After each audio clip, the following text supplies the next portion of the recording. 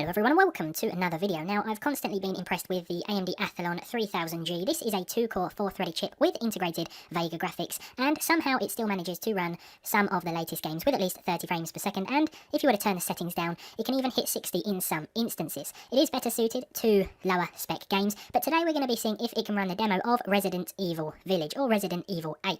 I have not very high hopes for this CPU, but let's get into it, try a few different graphical settings and see what this plucky little 2-core chip can actually do. Okay, so we have the face cam set up once again today, just so I can talk to you as things are happening on screen. For the graphical settings, we're going to jump in at prioritise performance, simply because I think this is the best chance for the Athlon 3000G today. 1080p is probably not the best place to start. We're going to go with variable frame rate, VSync on. I don't think it matters at this point, at the moment. We're going to turn everything off. On this is the first time I've played this demo on any platform, so yeah, I'm not really sure what to expect. It's probably not so much about the gameplay today as it is about the performance. TAA, that should be fine. The texture quality, we want that as low as we can go, because, yeah, otherwise it's going to be a bit of a disaster. We'll have medium for the texture filter quality. That's as low as that can go. Mesh quality, can we turn? No, that'll do. Everything else is set to off, and we should be good. These are the lowest settings, pretty much, that the game allows us to go at the moment without changing the resolution, but I'm sure we'll have to do that in a minute. Let's first of all see how 1080p actually performs then. Okay, so not too bad. 2 cores and 4 threads along with the integrated Vega GPU here. We are getting about 25, okay, it's dropping, 20 to 30 frames per second. It really isn't too bad. The game, as you would expect, doesn't look brilliant, but it doesn't look terrible.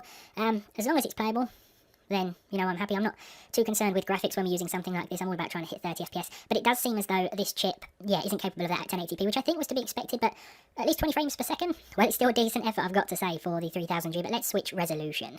Okay, so here we are at 900p. We are hitting that magic number, 30 FPS here. Let's just show you that in the options menu. We'll go down to display. Everything's been pretty much kept the same, but we are using 600 by 900 resolution now, and we are seeing just about 30 FPS. However, I think as we make our way into well, not necessarily busier areas, but as we move around a little bit, we are going to see that drop. Yeah, 29 now, 30 still. It really isn't too bad. It's doing a lot better than I thought. Is this running the same engine as Resident Evil 7, which also ran, I know, on this? So, yeah, actually thinking about it, and it's not too surprising that the game is running, but as you can see here, yeah, as we run into the centre of the village here, it does drop below 25. And again, I'm going to have to say that 900p, because of this, probably isn't the most playable experience in the world. 37 FPS now, if we just look at things close up. 29, 28. Yeah, it really isn't too bad, but what we'll do, I think, is drop down to 720p, because that's going to be the best bet for a chip like this. Okay, so here we are at 720p. I haven't changed anything else. I have turned VSync off. Now we'll keep the resolution 720p, 1280 by 720. The frame rate has shot up to around 45 FPS already. Okay, so here in the gameplay, and I have to apologise for the quality of this video now. YouTube's compression, along with the overall bitrate of the recording, or just the resolution of the game, is going to make this look pretty terrible to you. It looks pretty bad to me, so I imagine that any of you watching, well, you're going to be squinting to try and see what is happening here. The game doesn't look as bad when you're playing it. 720p isn't a complete blurry mess, to be honest. It's just YouTube compression and the recording capture card that's made it look a lot worse than it is. However, the frame rate seems to have improved. I thought something was going to be the other side of that door then. And yeah, we are seeing at least 30 FPS for the most part outside of the castle area. And I just know as we make our way towards these crops, whatever they are, that the bitrate of the video is absolutely going to get hammered. Yeah, what was that? I'm no good with horror games. I will actually unplug the PC if something jumps out. Okay, yeah, so 40 FPS now. Remember, this is a 2-core, 4-threaded chip. I always get impressed with this thing, to be honest.